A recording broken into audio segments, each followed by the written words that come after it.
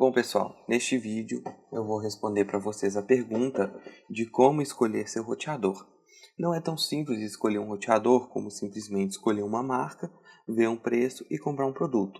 Pode ser que você acabe comprando um produto muito caro para o seu uso, que vai acabar sobrando, ou um produto que não vai te atender, ou então acabar gastando dinheiro à toa e se arrependendo depois.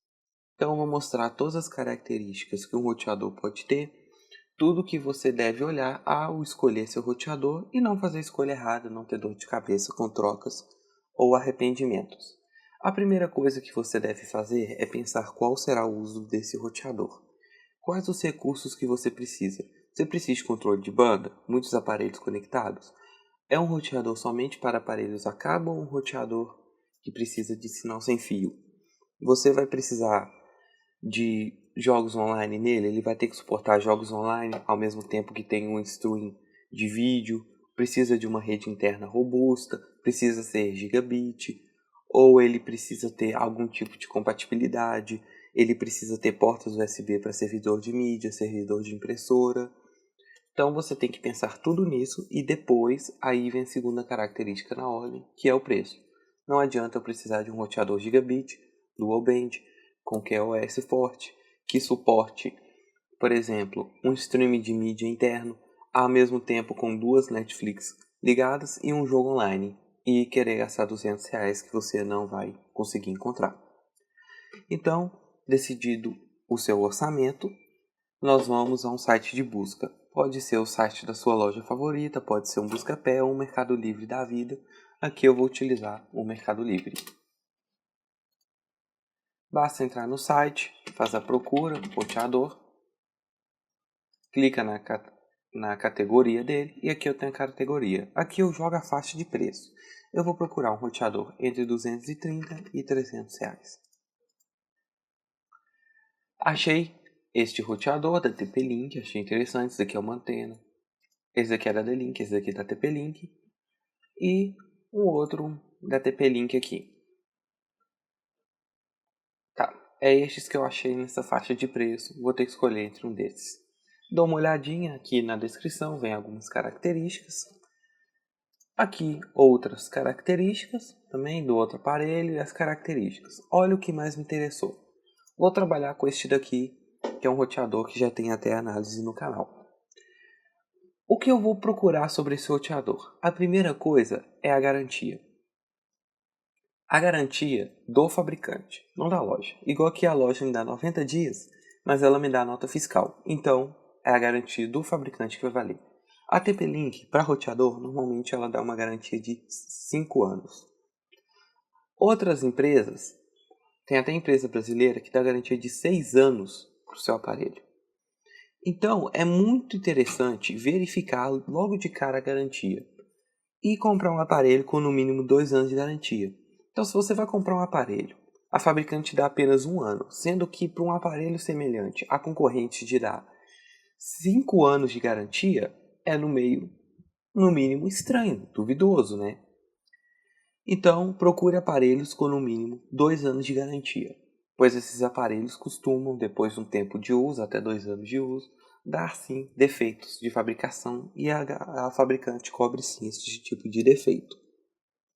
Então vamos lá, escolhi este aparelho, um WDR4300. O que eu vou fazer? Procurar agora se a fabricante, a TP-Link, me dá suporte sobre este aparelho. O que eu quero dizer com suporte? O suporte ao aparelho é a atualização de firmware, o sistema operacional. Vamos verificar aqui a TP-Link neste aparelho, quais as atualizações que ela deu. Somente 3 atualizações, mas o que interessa é o que corrigiu. O que aqui eu tenho corrigido, por exemplo? Adicionou o suporte ao multiplayer online no Xbox. Melhorou aqui o PNP. Outra mudança, correções no IPv6. Correções no USB. Outro sistema, correções aqui na rede de 5 GHz. Correções em questão de segurança. Outra correção aqui embaixo na anterior. O PS3 não verifica o roteador como um aparelho PNP para redirecionamento de portas, foi corrigido este erro. adicionou um suporte à versão mais nova do aplicativo de celular para configuração do aparelho, correção de bug. Essa correção é interessante, ela corrigiu o bug da conexão WAN, que é a conexão onde entra a sua internet. A velocidade caía após rodar o roteador por uma semana. Então, se eu utilizava o roteador por uma semana, a minha conexão caía. Então, se eu tinha 60 MB de internet, de repente eu começava a receber 30. O que você acha? A minha empresa de internet. Mas não, era o seu roteador com problema e a empresa deu suporte a corrigir. Então, vamos supor, uma empresa que não dá suporte e acontece, por exemplo, um erro desse, simplesmente não vão corrigir. Você terá sempre que lidar com esse. Pode ser, por exemplo, que você não consiga jogar online no Xbox, pois ele saiu com erro de fábrica, a fabricante não está nem aí para dar suporte e não lança atualização. Agora nós vamos voltar no site do fabricante aqui da TP-Link, vamos em especificações e vamos olhar as especificações. Eu vou direto na rede de frequência, que hoje em dia está se tornando bem importante. Aqui eu verifico que esse roteador ele é dual band, então ele funciona em 2.4 GHz e 5 GHz. 2.4 GHz é uma frequência mais antiga, com alcance maior, e 5 GHz uma frequência mais nova, de maior velocidade e alcance menor. Eu verifico que no 5 GHz ele oferece até 450 Mbps e no 2.4 até 300 Mbps.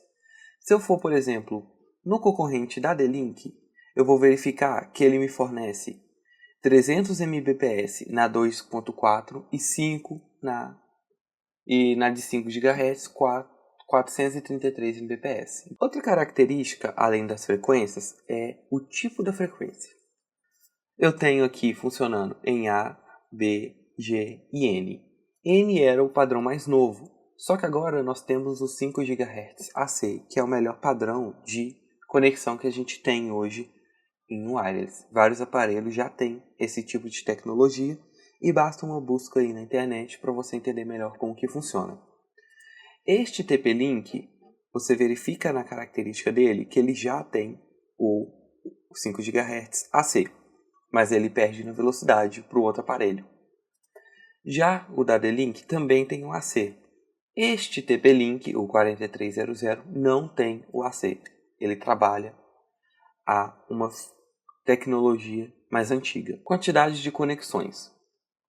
Aqui ele tem 4 portas LAN gigabit, uma WAN gigabit, 2 portas USB. Então, tem aparelhos, por exemplo, que não tem conexão gigabit, só megabit. Tem outros aparelhos que não oferecem 4 LAN. Tem inclusive roteadores mais simples que oferecem apenas uma porta LAN. Então, se você quer ligar, por exemplo, 4 aparelhos no cabo, não consegue. Você consegue só ligar um aparelho no cabo. Isso é importante, porque jogar online é ideal que esteja no cabo. Então, você pode ter, por exemplo, um computador no cabo, mais outro videogame no cabo. E se tiver só uma porta LAN, não vai ter como. Então, verificando este aparelho, o D-Link, por exemplo, a gente já vê que ele tem uma WAN e 4 LAN. O problema do D-Link é que ele é um roteador megabit.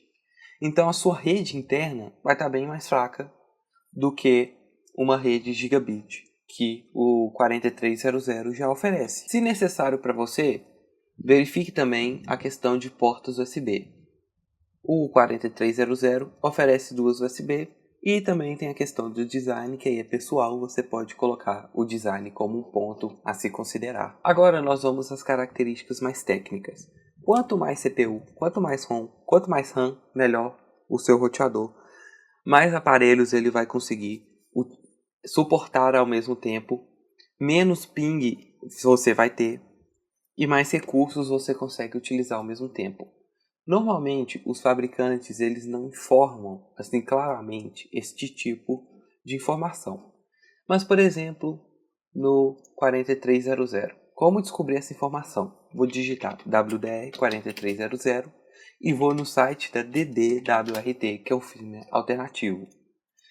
Então aí você já considera mais uma coisa a se olhar. Se o seu roteador ele suporta sistemas operacionais que são alternativos, como o OpenWRT, o DDWRT. Isso você olha diretamente no site do DD e no W e no Open.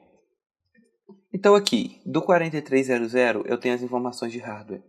Eu tenho essa CPU, a velocidade da CPU, eu tenho 8 MB de RAM eu tenho 128 MB, eu tenho uma rede de 2.4, outra de 5, suporta ABGN, aqui é a velocidade máxima que a gente tinha olhado, antena, o switch, gigabit, USB. Então, eu vou comparar, por exemplo, vamos tentar ver se eles têm a informação deste D-Link aqui. Primeiro, você precisa descobrir o modelo do D-Link. Ele é um DI-809. Então, DI-809 DD-WRT. Então, pronto, pessoal. Fiz uma pesquisa no Google e cheguei a este site aqui que ele me informa que a CPU é essa Realtek comparada a uma Atheros. Então, você pode pesquisar, por exemplo, dessa Realtek aqui na internet e ter uma ideia sobre a velocidade. De ROM, ele tem 4 somente, contra 8 do TP-Link, e de RAM o TP-Link tem 128 MB e simplesmente 32 no D-Link. Então o TP-Link suporta um uso muito mais intenso do que o D-Link, sem ter travadas, sem ter nenhum desses tipos de problema. Então tá aí, essa questão você tem que procurar mesmo. Procura o nome do modelo, hardware que você consegue encontrar e fazer essa comparação. Que eu acho que é uma parte muito importante que a maioria das pessoas não fazem. E depois o roteador começa a desligar sozinho, começa a ter travadas na rede. Um aparelho, por exemplo, fica com a internet muito lenta enquanto os outros estão normais. Outra questão são as antenas destacáveis. Por exemplo, aqui o TP-Link nós temos 3 destacáveis, este outro 2. E no D-Link nós temos 3 destacáveis. É importante verificar se essa antena aqui, mesmo ela sendo assim, ela não é fixa, se ela é destacável. Por quê?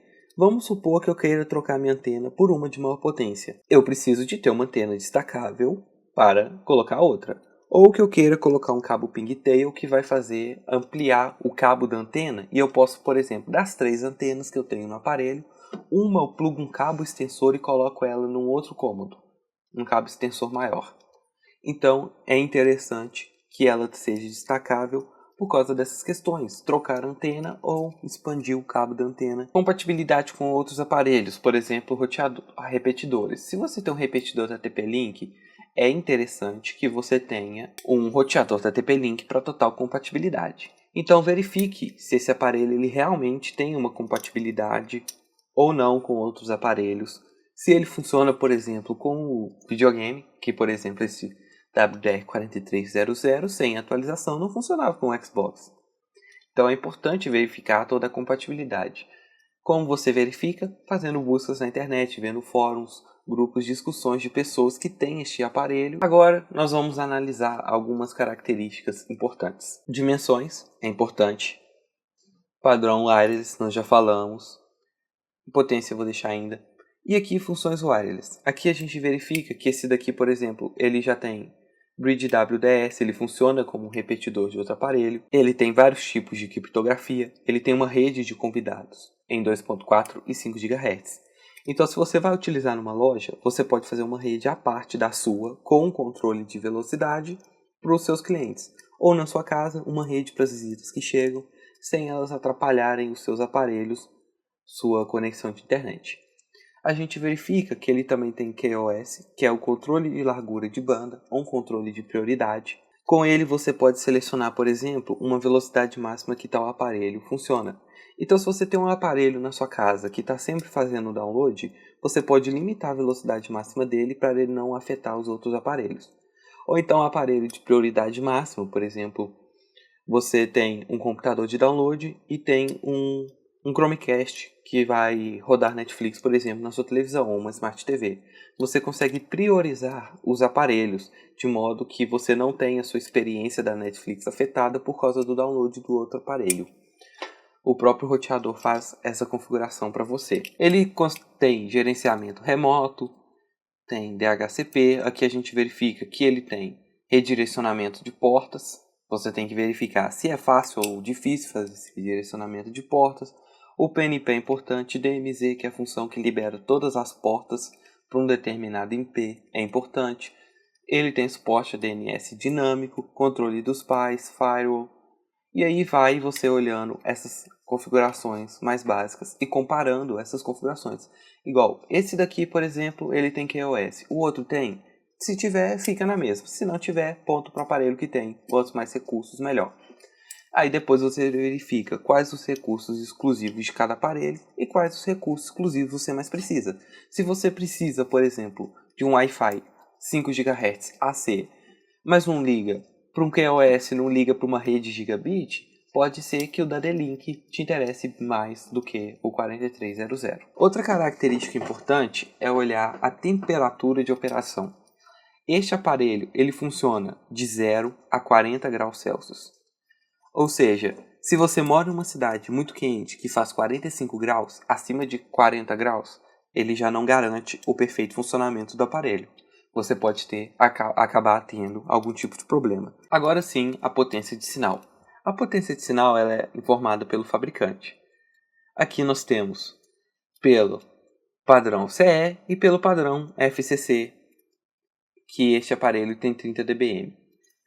Essa informação nem sempre ela é tão fácil de achar. Ela pode acabar sendo bem difícil, realmente bem difícil de encontrar. Você vai encontrar mais em fóruns, em pessoas que testaram, ou então procurando sobre mais a característica do aparelho de hardware. Aqui, por exemplo, ele já não está informando a temperatura de operação. A temperatura não. Aqui, por exemplo, ele já não está mais informando a potência de sinal.